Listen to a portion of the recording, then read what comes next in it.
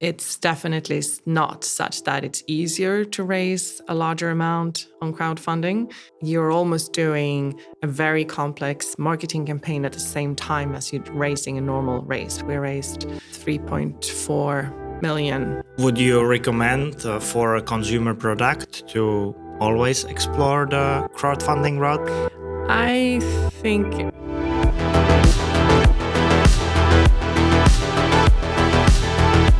Welcome to the Lubo Smid podcast. I'm your host, Lubo, the co-founder and CEO of STRV.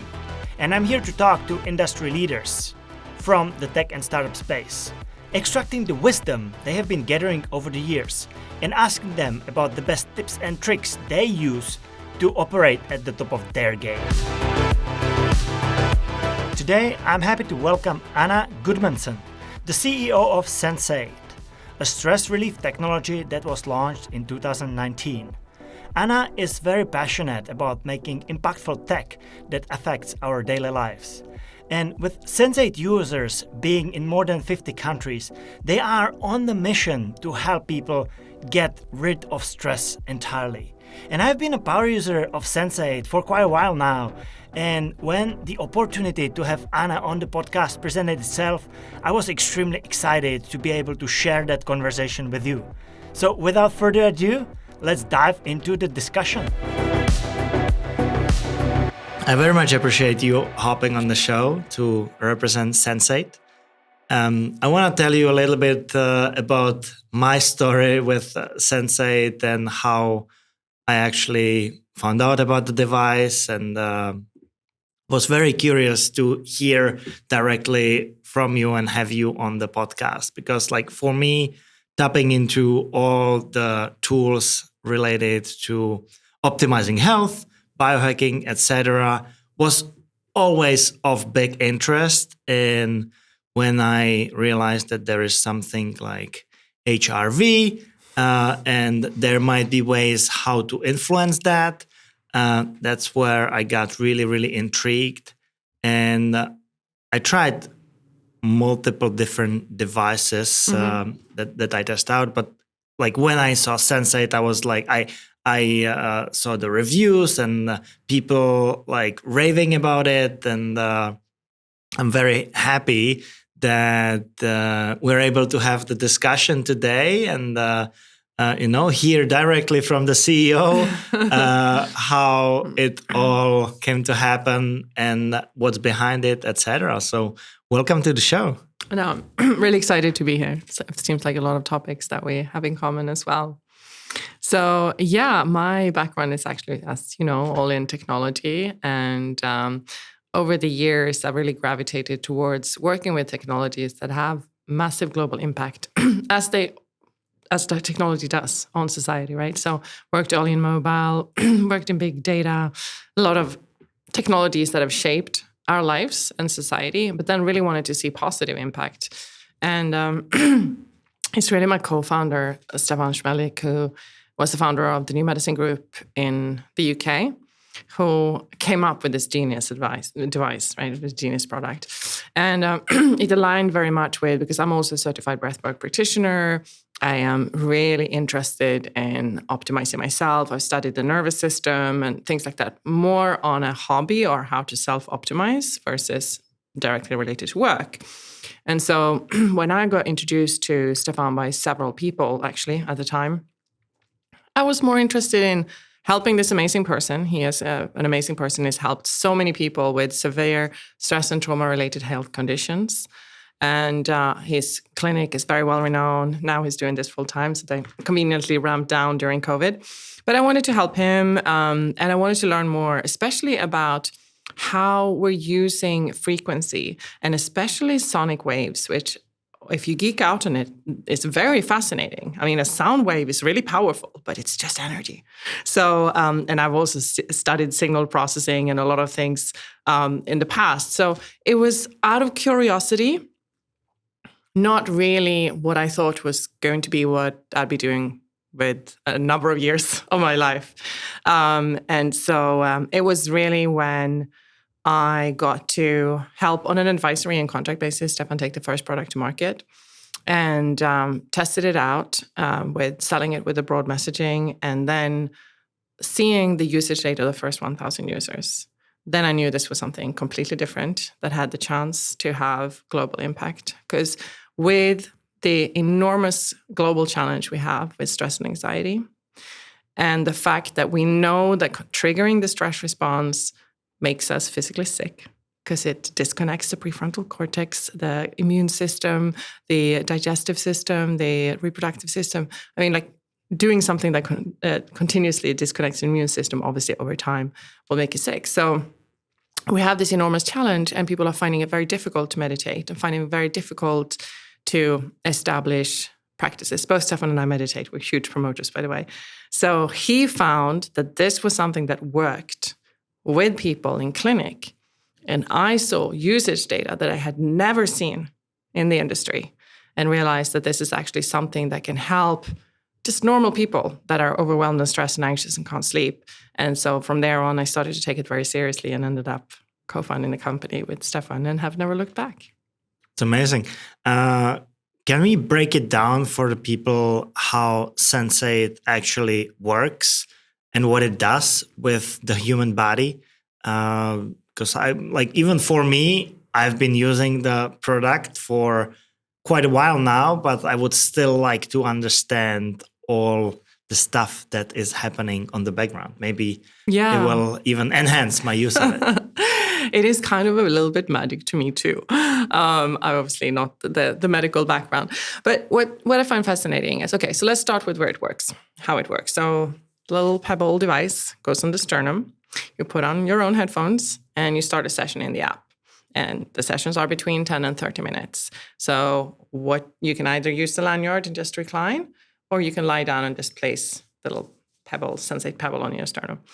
And you'll hear sound, which are harmonized with the subaudible frequencies. So you feel like a purr in the chest, as you know. And what's happening is there are a few different things. First of all, the sound elements are used. There's a lot of research into relaxing music and relaxing frequencies and sounds and all of that. So we're using a lot of those ingredients. And then it's harmonized with the subaudible frequencies in the chest.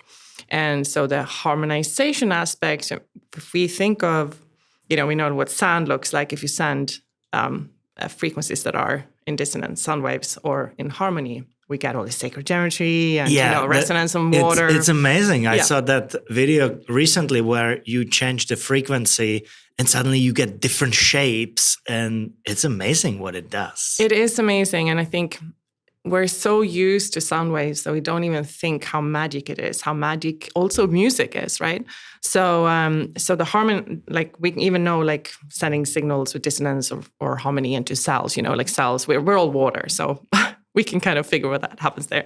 But then when it comes to the chest area, I think we're just tapping into something that we've been doing for thousands of years. So there is a reason we in yoga, and it's to tone the vagus nerve. Vibration that you make. Yeah, exactly. And actually, if we practice, so we get the vibration into the chest area. And I've done this because I'm also a wellness geek. But really practice, and obviously opera singers and so on, they learn how to get the vibration into the chest area and get vibration in the chest area. But like umming, if we learn to get the frequency into the chest and we do that for a long period of time, I've done it in for an hour consistently, umming for an hour in group setting. So everyone gets the same vibration. I felt absolutely euphoric afterwards.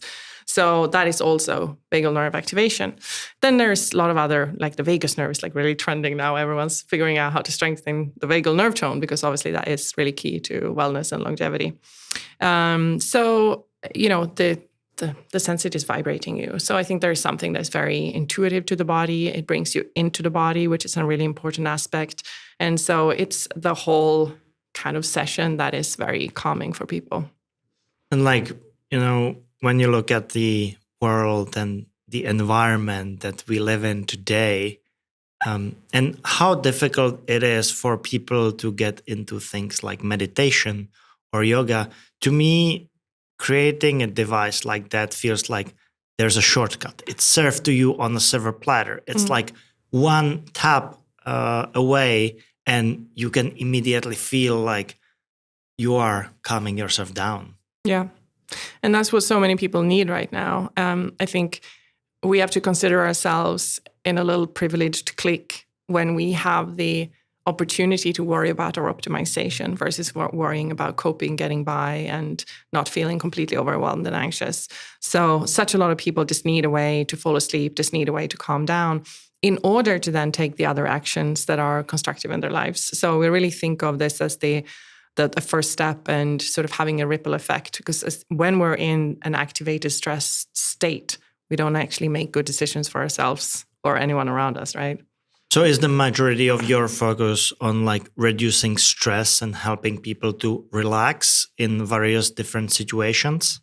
Yeah, that's definitely the main focus. We have a small group of health optimizers and biohackers that much more fan of the product because they measure the outcome, whereas the vast majority of our users are just needing an easy way to relax and an easy way to get out of stress states or to fall asleep. So coming out of the studies and research that you have done to back it up, what does it influence? Like I talked initially about HRV, but I assume that there's a lot of other factors that you measure in those studies. Mm-hmm. So what are some of the outcomes of using the product? Yeah, absolutely. HRV is actually quite sort of interesting, challenging metric because it has so influences by so many different things. And so we have actually quite varied HRV outcome from different studies. So we'll continue to work on that one, but that is definitely one of the reasons that a lot of biohackers are using it, that are measuring their own HRV with their own instruments. Other things, it's obviously lowered heart rate and other relaxation indicators like peripheral skin temperature, respiratory rate. We also did recently, or we didn't do, there's a research clinic in Lisbon, did a study. So they also looked at EEG and ECG and found significant increase in theta brain waves after the session. Also significant, so I think that was 26% increase, and also 27% decrease in beta, which is the activating parts during the session, and significantly lower heart rate. So what they could determine was that doing a Sensate session really moves you towards much more of a meditative state. So it does give deep relaxation. But what I think both Stefan and I are actually the most interested in is the subjective well-being.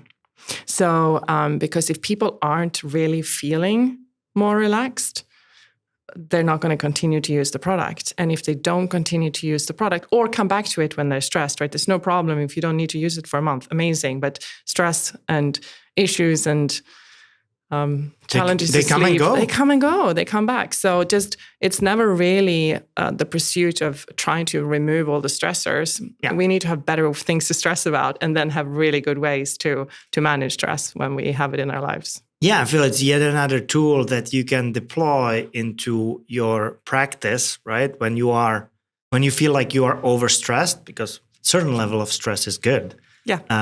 But if you feel like it's over, then you can always tap into those tools. And that does not mean that you have to use them on a daily basis. Mm-hmm, mm-hmm. And like, just what I would love to hear from you as you have insight into all of those different studies. Why does HRV matter, and why we should be looking at it? What's so special about it? Because like, I think people are fairly familiar with like looking at heart rate and seeing where it stays when they are well rested and when they are doing like a strenuous activity. But why HRV matters? Yeah, no, it's a great question. So HRV is a really good proxy for a good vagal nerve tone. So the vagus nerve sort of controls the stress response and does a lot of other really fundamental things to the body. We should all know and look after our vagus nerve. And so the vagal nerve tone is really a question of how often the nerve wires and triggers the response to mitigate the stressor. So we have a trigger. We read some email of something that's gone wrong at work, or we see our bank balance and it's too low, or hear something on the news or whatever it is. I received a message like that in the morning. It really stressed me out. We both had stressful days today, so but we're sitting here reasonably calm. So that means that we're obviously pretty fast at recovering. But the great thing with having a strong vagal nerve tone is that the stressor happens, and then it fires the response that comes and gives you that space to go, hang on a minute, what do I need to do here? So it doesn't disconnect the prefrontal cortex. It doesn't put us into fight or flight, but we maintain some level of inner calm, and we can take action. We have our problem-solving functions, which is obviously connected to the prefrontal cortex. And so that's also why it does matter to try to use Sensate or something else, even when you're not stressed, because you build up that stress resilience. So the more we meditate, the more we do Sensates, the more we practice to improve our vagal nerve tone, get into these meditative states, then when the stressors happen, we actually have the capacity to respond in, I guess, a better way and not trigger the stress response, which also is bad for us physically if we do that on a continuous basis. Is there a good HRV standard to aim for, or it's very individual, that it's different for every single person? It is very different, and it is a quite challenging metric. I mean, there's like a lot of conversation about HRV also in the health optimizer biohacker community. And for example, right now, I accept that this is a quite stressful time in my life. I am running an early stage company. We fundraise. We have never enough resources in any area. There's a lot going on all the time, and I deeply care. So I'm not going to have incredibly good HRV right now, but I think sleep is really important. But it is definitely a good indicator for recovery. Also because what Stefan could see in clinic with his elite team of specialists was that good vagal nerve tone, good HRV was actually a really strong indicator of how fast a person would recover. And so for longevity and general wellness, it's good to aim for improving your own HRV versus your own baseline, but it's kind of tricky to compare with other people. Yeah, and I think it gives me a great insight when I look at my HRV and I suddenly see a big spike. I always like to figure out what happened, what I changed that suddenly it's increased almost by 2x from 1 week to another. And so I have a story to share that I was telling you earlier before we started recording that my face is a little burned. And I had an opportunity to climb Mount Whitney over the weekend. And it's more than 14,000 feet high up, almost 4,500 meters.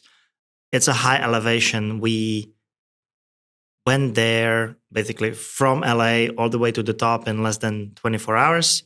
So huge change in elevation, and it was a long hike. It took us almost 18 hours. We were slow.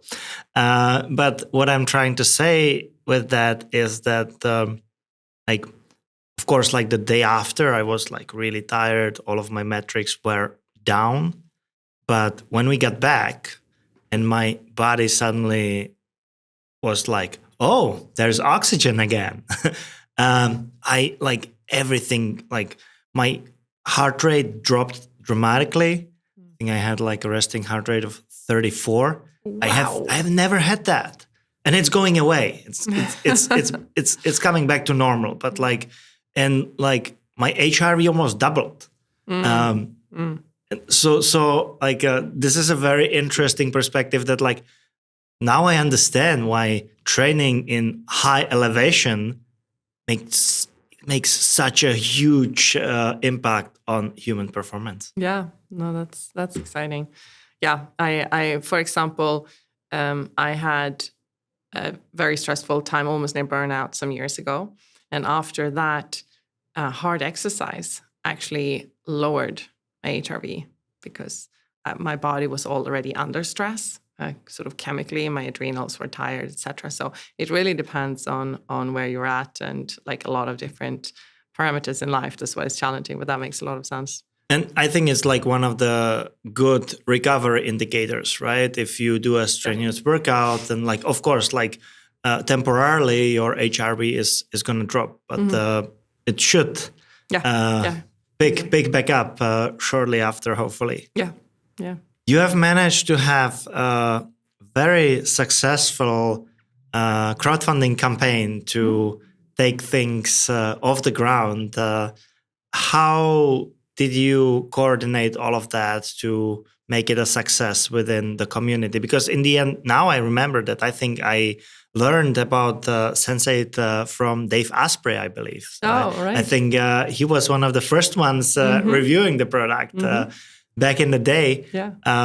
So, like, how did you line things up properly to actually do a successful crowdfunding campaign?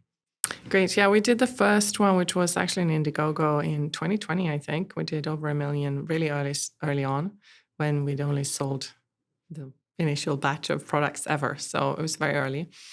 And then we did the WeFunder last year. It is quite a lot of work, and I think it depends on where you're at in the fundraising climate. And certainly when we launched it last year, it was quite challenging. There were a few reasons that we did that. Firstly, we actually really wanted to reach more people. Obviously, it's a mass market product. The more people that know about the product, the better for us. We really wanted to invite our customers to also be part of our growth and also diversify the investor base. So it was a lot of like impact-related, value-related reasons, and also why we went with WeFunder. And then obviously, there is a fundraising part of it, but that doesn't happen by itself. I think it's definitely not such that it's easier to raise a larger amount on crowdfunding. You're almost doing a very complex marketing campaign at the same time as you're raising a normal raise, because you still need to get the larger checks in to get to the higher numbers. And we raised in total actually 3.4 million, out of which I think it was 2.6 or 2.7 that was through WeFunder, but a lot of that was driven through larger checks that I drove in through the normal kind of process. So it was it definitely is a way of doing it where you engage existing users, which was the joy, and there's PR, there's podcasts, there are tons of content. There's as I mentioned, like a sophisticated marketing campaign at the same time as you're sort of doing a normal raise. And it's challenging sometimes for a small team because you got a lot of communication, a lot of conversations ongoing. You don't want to let people down. You need to make sure that you answer properly. It's also a fundraiser. You need to be very informative. Are people accredited investors, non-accredited investors? But I love it. I really love the momentum that we get from it. And I really love to engage the customer base and also, as I mentioned, really diversify our investor base. Would you recommend for a consumer product to always explore the crowdfunding route as opposed to just solely depending on the VC money? I think it totally depends on strategy, what type of product and whatnot, but I think it's worth exploring. But the money doesn't raise itself. I think at some point people thought that you just put it up there on a crowdfunding platform and the money comes in. It doesn't work like that at all. But I think it's a nice way to also, if you care about your customers actually being part of your growth. And that's something that really motivated us as well. So I think it's definitely worth exploring. And what I think is beneficial is that, like, by doing this, you already had a little tight community of people. But if you are doing the crowdfunding, you are making the community of promoters even bigger, right? Mm-hmm. So I think it also probably helps with getting traction on social media and building the whole buzz around it. So, yeah. And I think for a consumer product, especially in a space like body optimization, biohacking, etc., where people are obsessed with testing out all the new things and reviewing them and everything, And so am I. Frankly, I think it can go a really long way. Yeah. Just to back up the thing that you like in the end. For us, it's kind of best of all worlds. We got fantastic VC backers that I speak with very frequently. They're incredibly supportive, have access to great resources, and a lot of them very, very experienced operators. So to have both, a community that now is also like invested in the product, and then access to some fantastic, and also some of the private investors are also very, very experienced investors. So very pleased with that. So let's assume by now we either convince the people that are listening and watching, and they are down to get the product, or maybe they already have it. What are some of the best tips and tricks? How often do I use it? What sessions are the best sessions for maybe different part of the day or different situation? Like you probably have a lot of data available that there is some best practices how to take the device and fully leverage all the benefits of it. Yeah. Okay. So there are a few different key use cases. I think about 20-25% of our users really use it to fall asleep.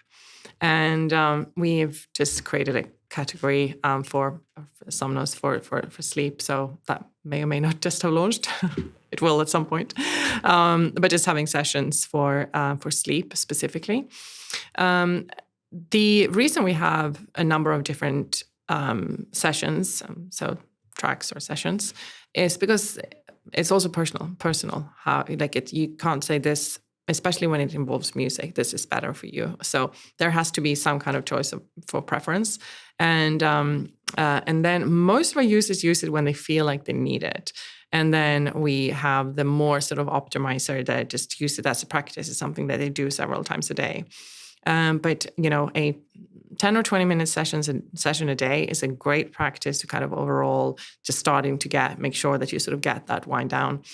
For me personally, I use it very often in the afternoon. And so as entrepreneurs, if you're having a number of pitches and really intense meetings and your decision making in all the meeting, at some point in the afternoon, your prefrontal cortex starts to burn out and you kind of hit a little bit of a wall. It's very easy to go and grab a coffee and something sweet. And so then I do a Sensate session. And as I mentioned, I'm a meditator, but at that point in the afternoon, I can't meditate because I got so much spinning in my head. I'm not getting into a real meditative state. And just listening to a meditation track isn't actually meditating. So what I find fascinating with Sensate is that I got all these follow-up actions and everything I have to do kind of spinning. I do a Sensate session and that kind of just goes in the background and I get this just relaxation. And I typically, if I'm sleep deprived, I will sit up and have the Sensate and I'll actually sit up. But I tend to, sleep is very important to me. Otherwise, my productivity goes down. So I'll often lie down, just have the Sensate here, and I'll do a 10 or 20 minute session. And I'll afterwards, it's just a little foggy coming out. But then I really notice that I have more focus than and I work long days. So it's not a recommended use case. But that's one of my is to help so much. And as I mentioned, it's very few other practices that really gives me that. It's almost I feel like the 10-minute session gives me a half an hour actual deep sleep. So I just get more energy and more focus in the afternoon. Then the other one is flights. I don't fly that much, but I have to go back and forth sometimes to Europe.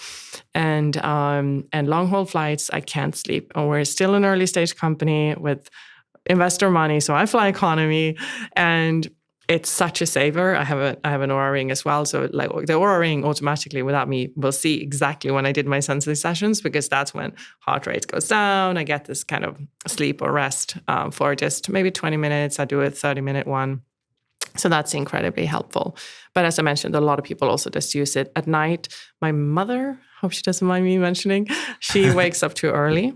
And so for her, she can do a Sensate session. And what's nice is that even if she doesn't fall back asleep, she actually gets this deeper relaxation from it. So she's still more rested than, when she finally gets up. I would say for me, I really like those long sessions, like doing 30 minutes in the evening. Like I really zone out, and it's like a very deep meditation. And like this is a feeling that is even like really difficult to describe for me. That like I feel that I'm in like a different world, and it feels great. Yeah, it feels great. And when you were talking about traveling, like this is so good doing it on the planes. It's like, I remember Ben Greenfield also mentioned like how great it is to use on planes. I have several people like, why didn't you tell me about this? I'm never traveling without it again. Right? It's such a travel hack. That's for sure. Yeah. And then a lot of people as well just kind of bring it with them if they, even at work, to just go away, because a lot of people really have significant anxiety, and to just have something where they can find just a little sofa like there and just lie down and do a 10-minute session and okay, I can manage, I can do this. So it depends. As I mentioned, my use cases are more about optimization and flight comfort, or whereas like it's really a very needed tool for a lot of people. So the question that I wanted to ask was whether the music is mandatory. Because like I often like feel that I would just like to have the vibrations on my chest.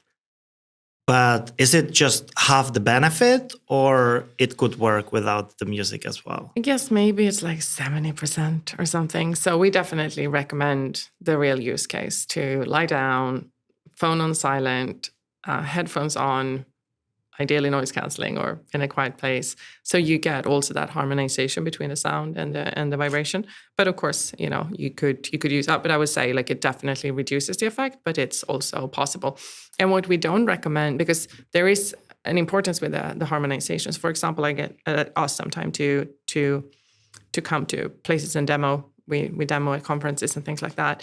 And if there is other music in the background, so there is another bass line that's coming through, you don't get the pulse and the rhythms. That's dissonance. So then I'd rather not do the test. I'd rather you can borrow one and test it at home. So you really get the benefits of getting that harmony as well. Yeah. Well, you will now find out where I'm coming from, because I'm a bit extreme. And so my thinking behind that was, okay, I really like the vibration. The sounds, I totally understand that it's paired together, but maybe I can try a different sound, or I could just try maybe combining it with breathwork. And that's where my extreme is coming in, right? I try to just compile a whole lot of things, but maybe it's too much. I don't know. Like, what is your perspective on that? Can this work, or I should like chill and do like one thing at a time properly? I mean, it's not dangerous, right? So you can obviously experiment. And if you are in the biohacker space, it's all about experimentation. We have people that say it's amazing to use the product after microdosing on mushrooms and whatnot. Like it's not what we recommend. But like of course people are trying things. Doing slow, deep breathing while you're doing a Sensate is just going to enhance it. So, but I think we're looking at this product being a really needed product for people that just need something that is easy. If you have a breathwork practice, I mean, I also, do tons of different types, methods of breathwork and meditation. And we have a lot of people that meditate with the Sensate. So, by all means, you can experiment, but we certainly recommend just a basic use case. Yeah. Yeah, no, I totally get it. I just wanted to ask, what do you think about messing around with it a little bit? So, like, we have described the current state of the product and what it does, how it functions. Where would you and Stefan want to take this? How do you think you can have a bigger impact on the lives of people? It's a great tool. It's amazing. But where do you see the potential of what you are building? Well, one is just to get this product out to as many people as possible. We also have a roadmap of products, and we're increasing the services and what we have in the app and providing more support for our users. So the good thing is we have a very active user base, both in terms of actually using the product, but also tell us what they need and what they want. So there are partnerships, there are our own product roadmap. There is also providing just more support to people. But what I find the most important right now is just this product is incredible, and we just want to get it out to as many people as possible. It's still a kind of well-kept secret. Most people haven't heard of it, and there are a lot of people that need it.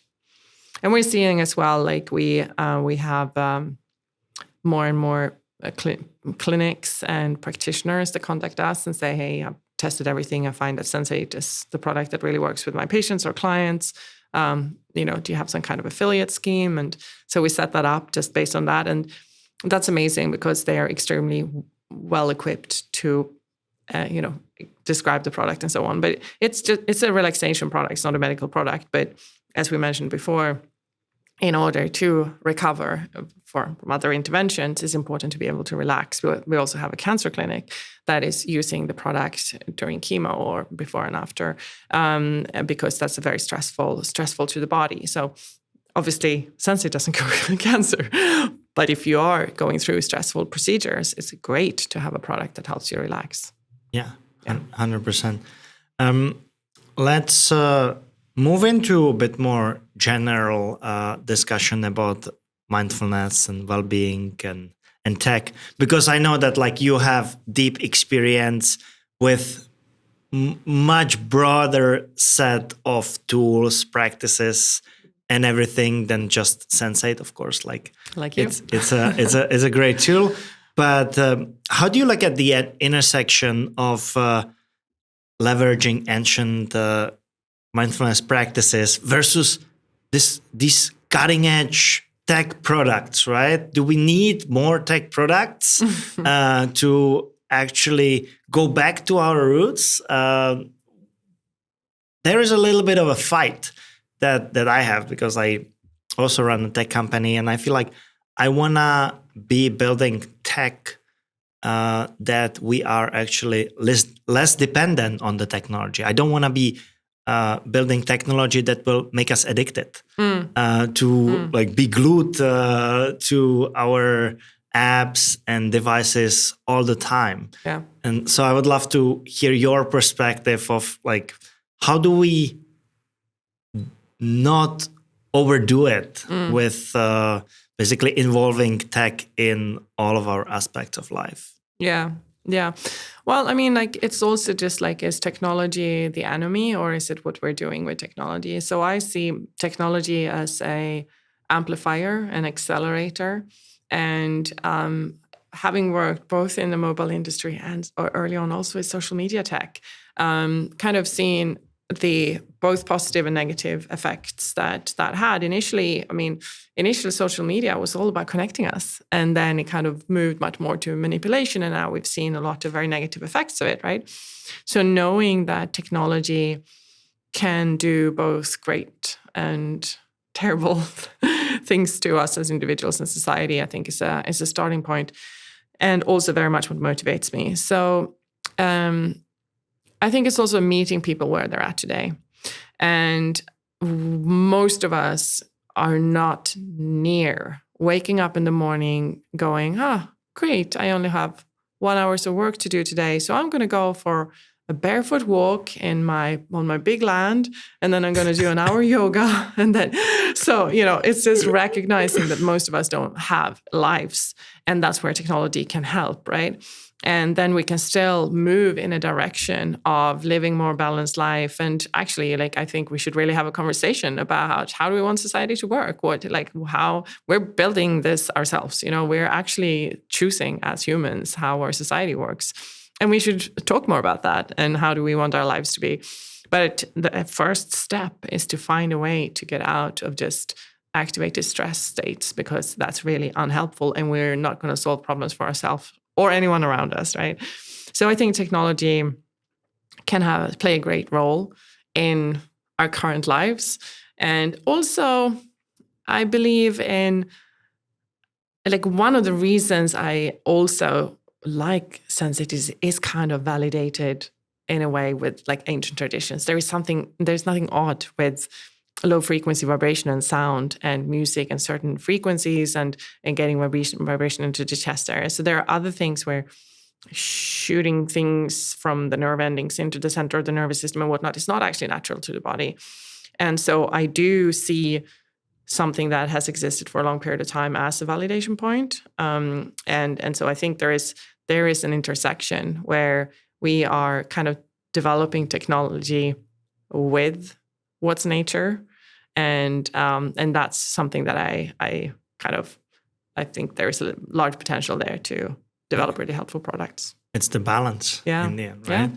And like you mentioned the daily routine that we don't have, right? The majority of us, we don't have like a lot of space and time to do these mindfulness activities, especially early in the day.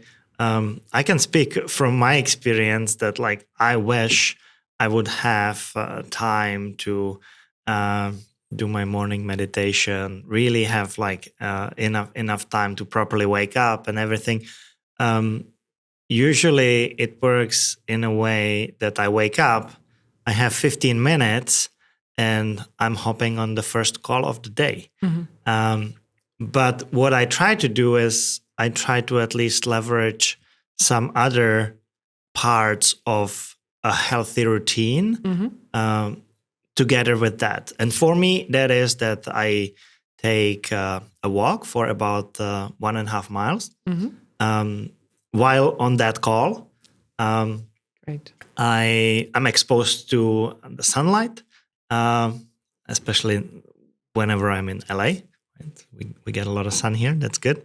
At the same time, I also don't do like all the great things because what I do shortly after waking up is drinking my bulletproof coffee. That's the midway point of my walk.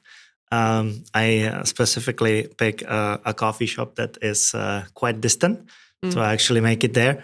And this is my part of my morning routine, right? I can't really take this super mindful moment, but I at least like can combine it with a little bit of healthy stuff that I can kick off my day with. But what I wanted to ask you, like outside of course, using Sensate, what are some of your bits and pieces in your daily routine, and what are some of your other favorite activities and tools? Great. So I actually start my day with a little breathwork routine, and that's very short. And breathwork is very powerful. I'm not a morning person, so I'm very foggy when I wake up. So activating breathwork is extremely helpful for me. And then I have this little book where I write my vision for the day and the 3 most important things. Sometimes I'll journal. It depends. I also typically, it's literally 15 minutes. So, and then I'm out of bed and I'm also straight on calls because we both have calls out from the east side that need answers. So I do have that morning routine. And then the afternoon is typically a Sensate session. I actually live not too far from the beach, but it's very rare that I make it out to walk. But that if I do have a gap where I can take a call while walking, then actually getting my feet into the sand and even into the water is really helpful. But that's max once a week. And then evening routine is meditating. My boyfriend and I will meditate in bed.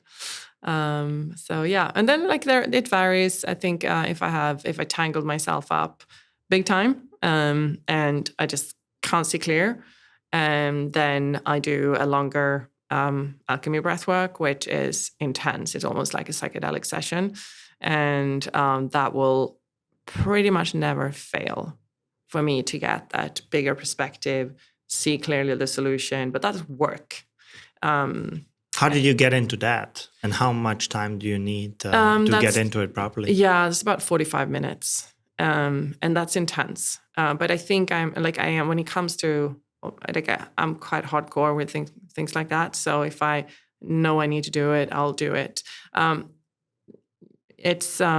came across it in actually, I think 2013 or something. And it's been, so it's Alchemy breathwork, Alchemy of breath. And that's blown my mind.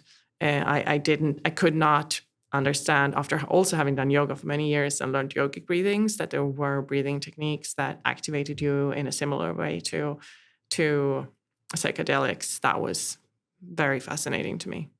What is your take on cold plunges and saunas?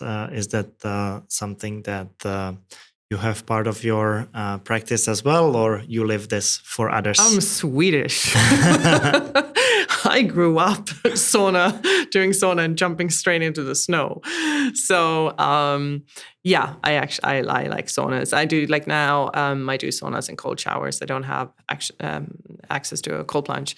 I think that's great for the immune system. It's something that, in the Nordic countries we're very used to and have been doing for many, many years. Find that very refreshing.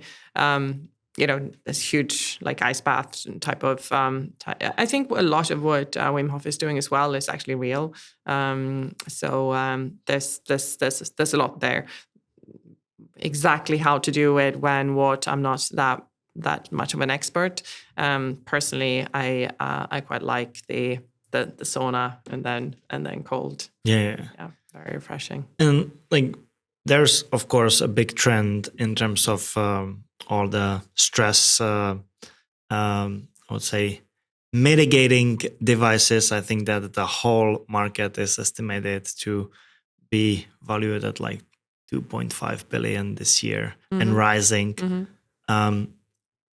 Who do you see as other players, maybe in different areas, but attacking the same problem, which is like, how do we cope with stress? Well, we always talk about family, not competition. So I think this, we endorse anything that anyone is doing.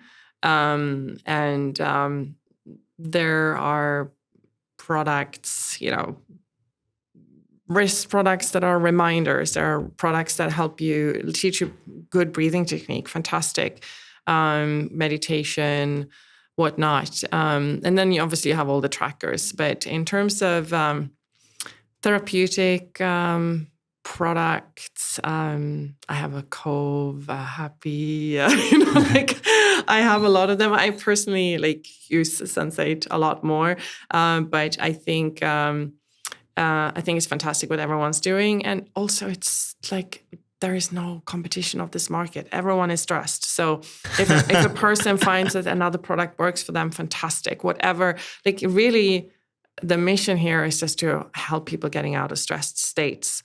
If in 500 years Sensate is no longer needed, fantastic. But I don't think it's going to be very soon. But it's great to see that there is innovation in general in this field. And I think it's a challenging market. So for me, I'm only doing this because I could see that people continuously used it and found that it really worked. Because the issue with self-care and taking time out is that you actually have a sort of natural resistance to it. So placebo sure as hell doesn't work, because even if the effect is subtle, people don't even do it. We know how hard it is to get people to meditate, eat better, stop smoking, be on diet, sex, everything that is kind of self-care, habit changing is challenging. So the product really needs to work for it to be successful. And I think that's, at least, depending if you have a small niche market, there are great medical products that, for example, electrical vagus nerve stimulation for cluster headaches and migraines and those kind of things. But when it comes to the general population of stress and anxiety, the product really need to work. And you mentioned a very interesting thing for me, that it's very difficult to build habits, right? And there's a whole lot of aspects where you can build healthy habits. Do you have some personal take on how to introduce them to your life, or something that you maybe share with Sensate users, how they build a habit for themselves? so many different parameters to that. Like, I think the first thing is that you gotta want to change something. And if you don't want to change it, ask yourself why. There's a book called Existential Kink, and there's a really good takeaway there, which is just accept that if you are doing something that you know is not good for you and you keep doing it, just accept that you freaking love it. It's your kink. So I thought that was really funny. So first, there needs to be a willingness to change in an area. If you want to change but you're not, then there is a lack of self-love, a lack of self-care. Because why are you sabotaging for yourself? Cultivate self-love. Actually, I think that is so fundamental to everything. If you really cultivate self-love, at some point you want to make positive change. So for me, it's a combination of making it easier for you, which is have time scheduled in the diary, block off, if you're having constant anxiety, block off half an hour in your diary every day where you do a Sensate session or learn to meditate or whatever it is. So those kind of things, not having, if you find yourself constantly on social media, uninstall the app. Just uninstall the app. So there are a lot of those kind of technical ways to make it easier for yourself. But then, it's also accepting that things aren't always linear, but continuously like wanting to move forward. It's okay to take 2 steps forward and 1 step back. You're still moving forward, right? So it's a lot of self-acceptance, self-love, and then finding ways that work for you. For example, I've accepted that I'm not extremely self-motivated to exercise, but I always exercise. So I want to have a really good gym. So instead of having a membership in a club, which is all about drinking cocktails, I do not. I canceled my membership in such a club. And instead, I joined a really good gym, which has got great classes, schedule where I can go all the time. So it's also setting myself up to succeed. And yes, of course, then I have a very regular exercise routine. But me thinking that I'm always going to take initiative myself to go out for a long run or do a 75 minutes yoga at home, it doesn't happen. So it's also just kind of accepting how we set ourselves up to succeed. Those are great tips, and definitely, removing the obstacles, right? If you are not setting up yourself for success, then it's not gonna work. And I think we need to be making it for ourselves easier, not harder in the end. Yeah. What are your favorite tips? Okay. Being put on the spot. I feel like, if some of my friends describe my routine, I think that I'm relatively strict. I think I don't drink. These days, I only eat 1 meal a day. And for me, when I'm convinced that something is good for me, then I tend to just go with it.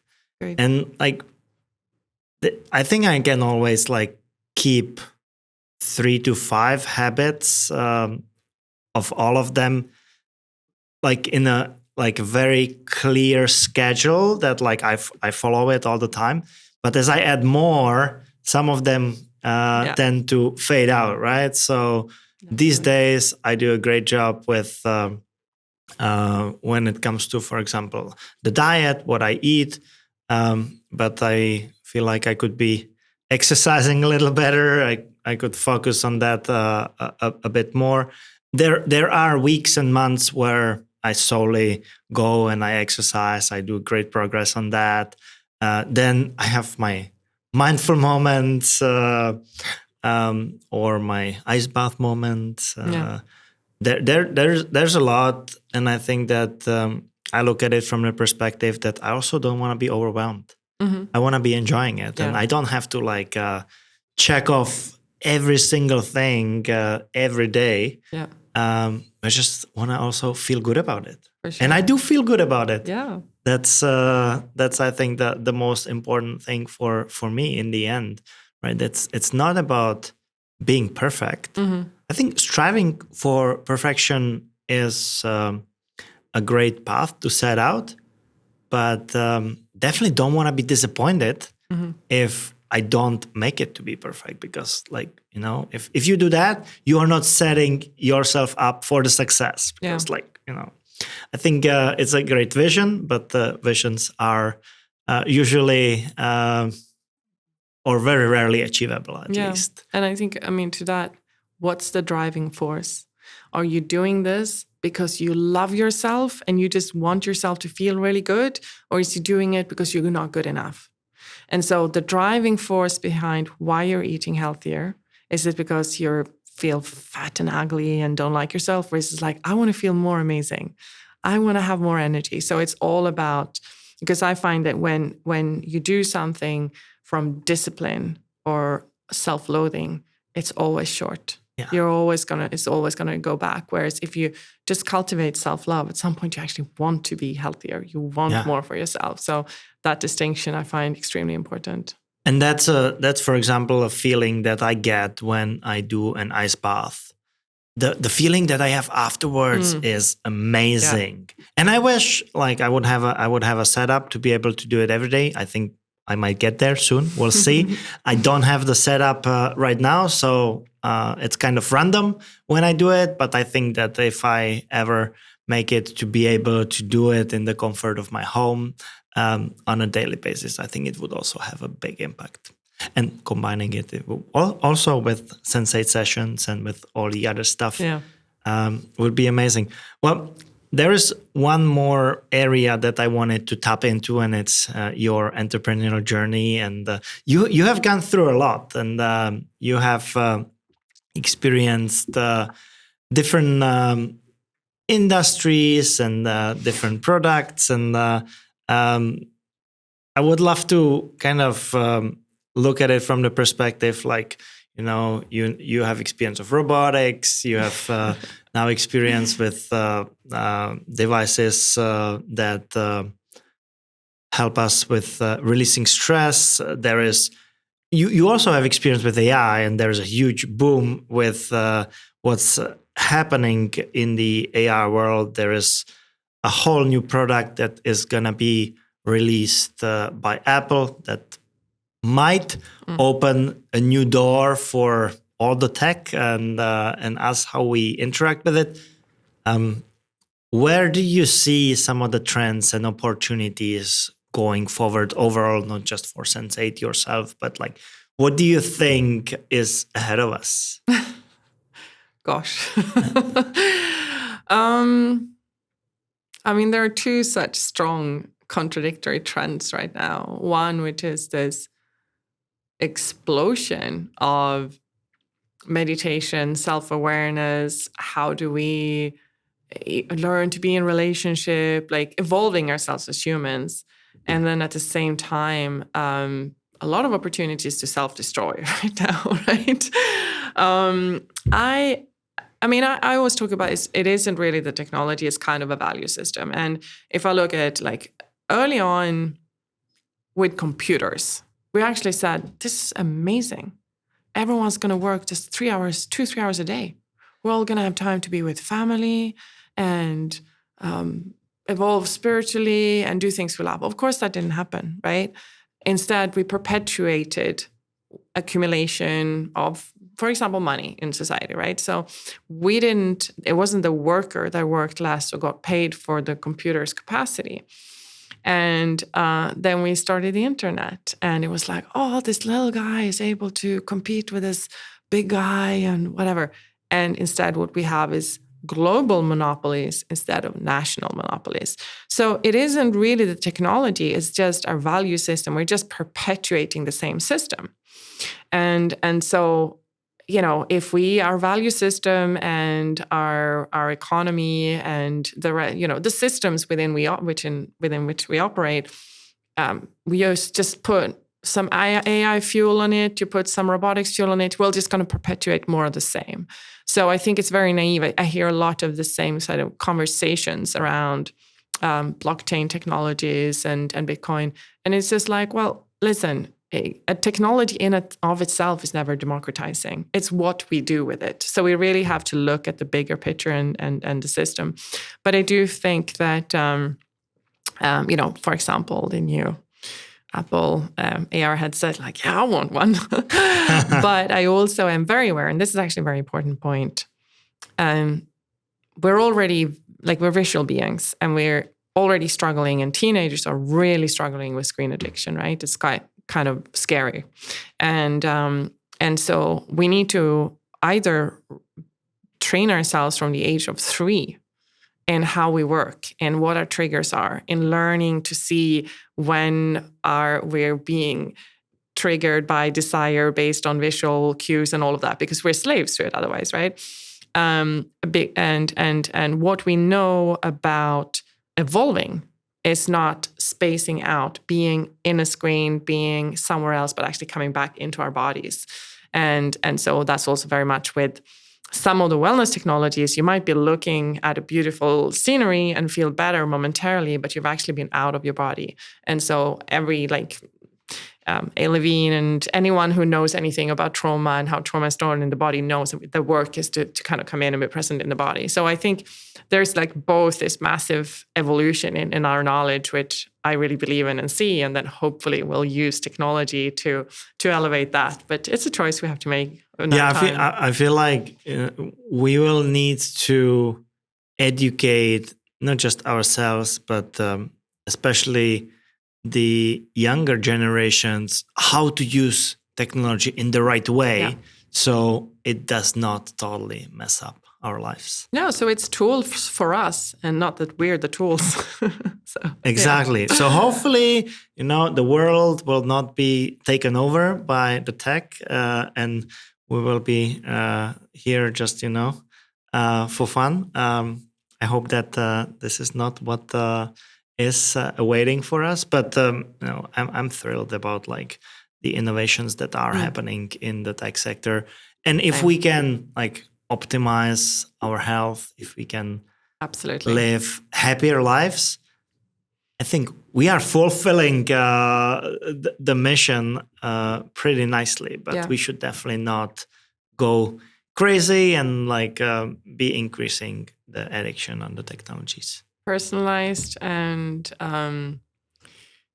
preventative health, I think, is a huge opportunity, because the body is such a complex system. And I think functional medicine is absolutely amazing. I didn't even know that there were people on the planet that knows this much about the body. So having AI tools that can also detect out of all these gazillion metrics what a risk factor is for a human across various tests. And I mean, functional medicine includes both DNA and then environmental and unique circumstances for the person and whatnot, and lifestyle. So I think a combination there could be absolutely game-changing. Yeah, no, and there's a whole lot happening in this space. Yeah. And I think a lot of companies are focusing on it. Yeah. Anna, I wanted to thank you so much for this insightful discussion. I'm thrilled that, my dream came true, that, I got the device and then I thought, that would be such a wonderful guest for the podcast. And it happened. So thank you so much for making it happen. And yeah, I will be very happily using the product further and maybe providing you with some of my feedback as well at some point. That would be much welcome. Thank you so much for hopping on the show. Thank you. This has been an absolute pleasure. Thank you so much for listening or watching to the very end. We tremendously appreciate that. And as you know, there's a bunch of other episodes that you can check out. And if you really liked it, please follow us, subscribe, or hit the like button, whatever your platform allows. And it will help us to stay motivated to continue shipping great episodes. And I'll be looking forward to catch you next time.